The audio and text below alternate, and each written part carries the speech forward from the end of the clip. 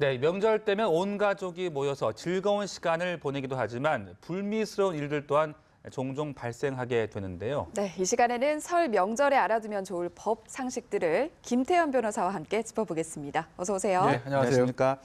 네, 오늘 같은 이 명절에 좀 즐거운 일만 있으면 좋겠는데 네. 간혹 이 법적 다툼이나 분쟁 생기는 경우를 볼 수 있는 것 같아요. 어떤 사례가 많이 발생합니까? 항상 이맘때 되면 이제 가장 관심 가지는 게 그 설이나 추석 같은데 명절 가족들 모이면 고스톱치잖아요. 네. 이게 도박이 됩니까? 안 됩니까?라는 물으시는 분도 많고. 그다음에 또 이제 항상 보면은 뭐 설 연휴 끝나면은 그 이혼이 그렇게 많다고 해요. 저는 사실 설 연휴 끝나고 이혼 사건을 해본 적은 없는데 통계 보니까 그렇게 많다고 하더라고요. 그래서 왜 도대체 이 설 연휴 때 무슨 일이 있길래 끝나고 이렇게 이혼 소송이 많아지나 뭐 그런 것들이 사실 항상 설 연휴 때는 제기되는 법률적인 문제들이곤 하죠. 네, 앞서서 고스톱 얘기하셨잖아요. 오락과 도박의 경계를 어떻게 나눠야 되는지 좀 궁금하거든요. 그러니까 원칙적으로 말씀드리면 우리 형법에 보시면 도박죄는 처벌합니다. 안 되게 돼 있는 거죠. 벌금 1,000만 원 이하의 벌금에 처하게 돼 있는데 단서 조항이 있어요. 뭐라고 되냐면 단 일시적 오락에 그친 경우는 벌하지 아니한다 이렇게 돼 있거든요. 네. 그럼 이게 도박이냐, 그냥 단순한 일시적인 오락이냐, 그걸 어떻게 구분하는 문제가 있잖아요. 네. 대법원 판례는 어떻게 되어 있냐면 하는 사람의 그 도박하는 사람의 지위나 어떤 재산 정도, 뭐 도박하게 된 경위, 뭐 판돈, 시간, 장소 이런 것들 다 합쳐서 구체적인 사항에 따라 결정한다 이렇게 돼 있거든요. 네. 그러니까 굉장히 추상적인 기준인 것이죠. 그러니까 구체적으로 수사기관이나 법원에서 이거를 도박으로 볼 것이냐 일시적인 오락으로 볼 것이냐는 거는 그때그때 다르다고 보시면 돼요. 그러니까 속되면 케이스 바이 케이스를 하는 거지. 그 일률적으로 뭐 판돈 얼마짜리는 도박입니까? 오락입니까? 그렇게 말씀드릴 수는 없다는 거죠. 예를 들면 똑같은 판돈을 가지고 도박을 한다 하더라도 그 친척들끼리 설날에 모여서 하게 되면 같은 판돈이라도 그거는 일시적 오락으로 볼 거예요. 네. 근데 그게 아니라 같은 판돈이라도 모르는 사람끼리 뭐 예를 들어서 사무실 뒤에 문 잠그고 몰래 뭐 새벽에 이렇게 하게 된다. 그렇게 되면 누가 봐도 아 이거는 뭔가 도박의 정도가 있을 것 아니냐라고 생각이 될 수 있는 거고 네. 그런 경우는 도박으로 볼 수도 있겠죠. 네, 그러니까 구체적인 상황에 따라 좀 예. 달라질 수 있다 그런 말씀이셨는데 지난 2007년에 점당 100원짜리 고스톱을 친 여성에게 유죄 판결이 선고된 바가 있다고 하더라고요. 그래서 100원 정도면은 유죄 판결까지 했어야 되나 싶은 생각도 들거든요. 그렇죠. 점당 100원이면 고스톱 쳐봐서 알겠지만 제일 작은 판돈이잖아요. 네. 근데 왜 그랬냐? 이분은 그 당시에 기초생활 수급자였어요. 그러니까 기초생활 수급자가 본인 생활이 어려운데도 불구하고 점당 100원이든 점당 10원이든 그 도박을 했다는 것이죠.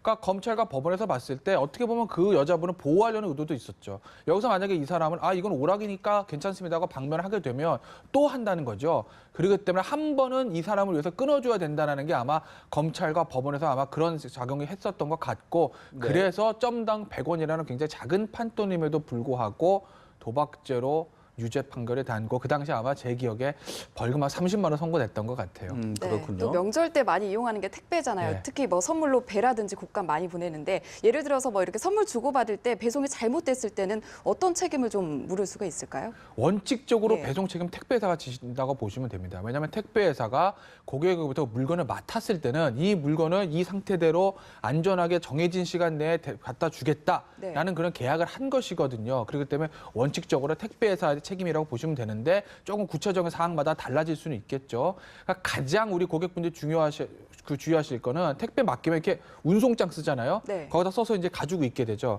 그걸 잘 쓰셔야 되는 거죠. 예를 들어서 그 과일이라고 하면 뭐 과일 몇 개라든지 뭐 신석식품 같은 거 따로 표시해야 되고 이게 몇 킬로그램짜리 얼마짜리다까지 구체적으로 표시를 하셔야 그래야 나중에 문제가 생겼을 때 배상을 받을 수 있는 거고요. 택배 약관 보시면은 운송장에 가격이 안 써 있으면 최대 50만 원이에요.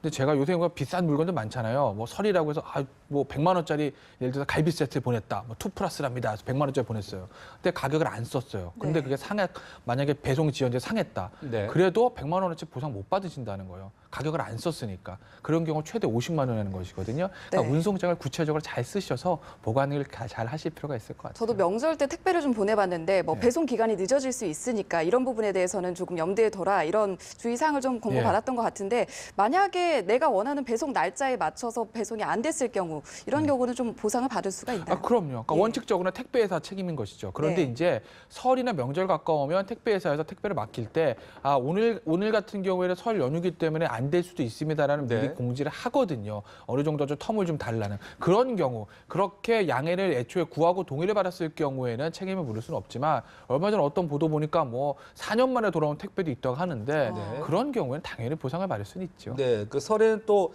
음식들 예. 많이 주문하실 텐데 그 음식이 만약 상해있었다면 그 주문업체에다 책임을 물어야 되는 겁니까? 아니면 택배회사 측에 물어야 되는 겁니까? 그거는 사실은 애초에 어떤 상태가 있느냐가 중요한 것이죠. 네. 그런데 일반적으로 신선식품을 맡기다 택배에서 확인을 다 합니다. 상한 물건을 배송하지는 않거든요. 본인들 네. 책임 문제가 있기 때문에. 그렇기 때문에 원래 상태가 좋은 상태였다는 가정하에 만약에 배송 기간 중에 뭐 잘못 배송을 했다든지 시간이 걸렸다든지 아니면 신선식품 같은 경우는 표시를 해줘야 되거든요. 네네. 그런데도 불구하고 냉장 보관하지 않아서 배송을 잘못했다라고 하면 택배회사 책임을 질 텐데 이게 냉장 보관해야 되는 것인데 고객이 그걸 알리지 않고 예를 들면 이게 신차 뭐 상하면 안 되는 생선인데 그런 얘기 안 하고 이게 만약 그냥 단순 옷가지인 것처럼 택배를 뭐 그런 경우는 많지는 않겠지만 네. 택배를 시켰다고 하게 되면 그러면 택배회사 책임이 없게 되는 것이죠. 네, 아무래도 물량이 많이 오가다 보니까 사람이 하는 일이고 실수가 나올 수도 있고요. 만약에 분실을 했다면 어떻게 책임을 물어야 됩니까? 그것도 마찬가지예요. 예. 그것도 원칙적으로 택배회사인데 분실이 가장 많은 케이스들이 이제 부재 중일 경우거든요. 그러니까 집에 없는데 택배회사가 그냥 놓고 갔다. 네. 네. 그렇게 되면 그건 당연히 택배회사 책임인 것이죠. 그런데 그게 아니라 예를 들어 택배회사에서 없으니까 고객한테 전화를 하죠. 그럼 뭐 없으면은 요 옆집에 맡겨주세요. 예를 들면 네. 경비실에 맡겨주세요. 해서 경비실에 맡겼습니다. 경비실 맡길 때 인수증 같은 거 쓰잖아요. 네. 그렇게 처리를 다 하고 택배회사는 갔는데 그 다음에 경비실에서 없어졌다든지 이웃집에서 없어졌다든지 하게 되면 그러면 택배회사는 책임이 없게 되는 것이죠. 네. 그러니까 원칙적으로는 택배회사가 책임이 있는 것이 맞으나 구체적인 사항에 따라서 택배회사가 면책될 수 있는 여지들은 꽤 있는 것이죠. 네, 근데 그 부재 중일 때 전화를 받고 뭐 집 앞에 뭐 양수기함이나 우편함에 놓고 가라 이렇게 이제 부탁을 했는데 예. 와서 보니 없어졌다. 이럴 경우에는 어떻게 되는 겁니까? 그런 경우에도 택배회사 책임 물을 수는 없죠. 네. 왜냐하면 받는 고객이 그건 괜찮다. 어디 놓고 가면 내가 알아서 하겠다. 예. 여기까지만 너의 책임이고 그다음부터 내가 그 책임을 인수하겠다는 의사를 명백하게 표시한 것이기 때문에 그런 경우에도 택배회사의 책임을 물으라고 하면 택배회사가 너무 가혹한 거 아닐까요? 네. 네, 그렇습니다. 자, 그리고 이제 설에는 가족들이 많이 모이고 또 특히나 아이들이 또 예. 많이 모여서 떠들다 보니까 층간소음 문제가 또 발생할 것 많죠, 같거든요. 층간소음 예. 문제. 예. 그래서 얼마 전에 환경부에서 뭐 기준을 만들었다고 해요. 낮에는 뭐 48데시벨, 밤에는 뭐 38데시벨 이런 정도로 얘기를 하는 것 같은데 48데시벨이라고 하면 아마 청소기 움직이는 거랑 거의 비슷한 보다 조금 시끄러운 거라고 하고 38이라고 하면 아이들이 뛰는 것보다 조금 좀 센 소음이라 하거든요. 그럼 뭐 사실은 낮에 청소 한번 하면 사실 그게 층간 소음이라는 건데 네. 그게 사실은 그게 법적으로 규제를 하는 게 저는 개인적으로 바람직한지 모르겠어요. 사실 이웃 간에 조금씩 양해하고 넘어가야 될 문제인데 너무 층간 소음이 많으니까 그렇게 규제를 만들었던 것이죠. 네. 만약에 층간 소음이 발생했다. 그래서 이웃끼리 잘 대화를 했는데 해결이 안 된다. 이거 누군가의 제3자의 손으로 해결된다라고 하게 되면 저기 그 환경부 산에 보면 층간소음 이웃 사이 센터라는 데가 있습니다. 예. 거기다 도움을 청하시면 거기서 소음 크기도 측정을 해주고 이웃집 간의 분쟁에 대한 화해 조정도 해줍니다. 그렇게 해서 해결되시면 좋고 그것도 안 되면 그러면 이제 중앙환경분쟁조정위원회 가셔야 되는 것이고요. 네. 그렇게 되면 법적 절차를 제대로 진행하시는 것이 되죠. 그러니까 뭐, 거기까지 가시지 말고 예. 잘 대화로 푸시는 게 제일 좋습니다. 대화 말고 또 풀 수 있는 방법 뭐가 있을까요? 미리 없죠, 막는? 사실은. 네네. 예. 이게 무슨 대화로 해푸는 게 제일 좋은데 그게 안 되면 아까 말씀하신 대로 그 층간소음 이웃사회센터 가시는 거고 네. 거기서도 안 되면 중앙환경분쟁조정위원회까지 가셔야 되는 거고 네. 거기서도 안 되면 그럼 정말 그때는 법원 가셔야 됩니다. 미리 좀 가서 양해를 구하는 게 좀 좋은 그리고 방법일 것 서로 같네요. 좀 조심을 하는 게 좋을 예. 것 같습니다. 그리고 아까 맨 처음에 말씀하셨듯이 명절이 끝나면 이혼이 급증을 한다고 예. 하던데 왜 그런 겁니까? 뭐 명절 사이에는 사실 뭐 전부 치고 이런 것들 때문에 좀 여자분들이 힘들고 예. 뭐 남자분들 안 도와주니까 여자분들 불만은 쌓여가고 또 뭐 처갓집 갔다가 갈등, 시댁 갔다가 갈등, 사실 갈등 요소들이 여기저기 잠복해 있는 건 맞죠.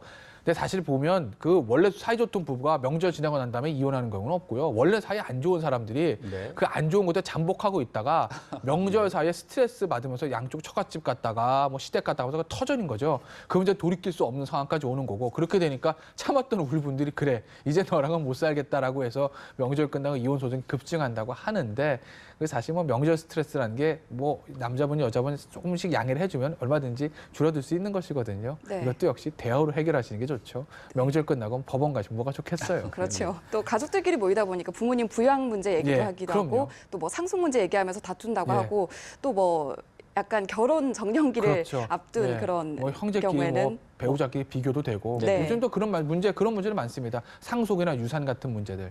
뭐 예를 들어 부모님이 지금 재산이 굉장히 많으신데 뭐 1년에 한 번 모이는 친척들이 가족 형제들이 모여가지고 부모님 재산 어떻게 나눌 것인가 이 얘기하다 보면 꼭 싸울 수밖에 없거든요. 네. 말씀하신 대로 요새 상속 문제도 굉장히 많이 늘고 있어요. 또 취업 안 하냐, 결혼 안 하냐 이런 그럼요. 얘기하면서 예. 다툼이 일어난다고 하는데 결국에는 뭐 배려의 문제 같아요. 그러니까 그 친척들이 오랜만에 만나셔가지고 네. 오랜만에 만난 조카나 어떤 뭐 그 친척들에 대해서 그 안부를 묻는 건 좋으나 과도한 사생활에 대한 어떤 그거는 네. 개입이라고 해야 될까요? 과도한 사생활에 대한 궁금증은 좀 궁금하시더라도 참고 계시는 게 네. 분쟁을 막는 게 아닐까 나는 싶습니다. 무심코 할 예. 수 있는 말이지만 아, 그 상대방은 그럼요. 상당 스트레스가 될 수 아, 있을 것 그럼요. 같거든요. 왜냐하면 그 결혼 안 하고는 거 다 이유가 있는 거고 네. 지금 뭐 아무 일도 안 하고도 이유가 있는 것이거든요. 아, 네. 본인은 얼마나 하고 싶겠어요. 네. 궁금하시더라도 조금 참으시는 게 과도한 궁금증을 자제하시는 게 좋을 것 뭐 같습니다. 근본적인 해결책은 따뜻한 말 한마디가 네. 될 것 같네요. 김태현 변호사 모시고 얘기 나눠봤습니다. 오늘 말씀 고맙습니다. 감사합니다.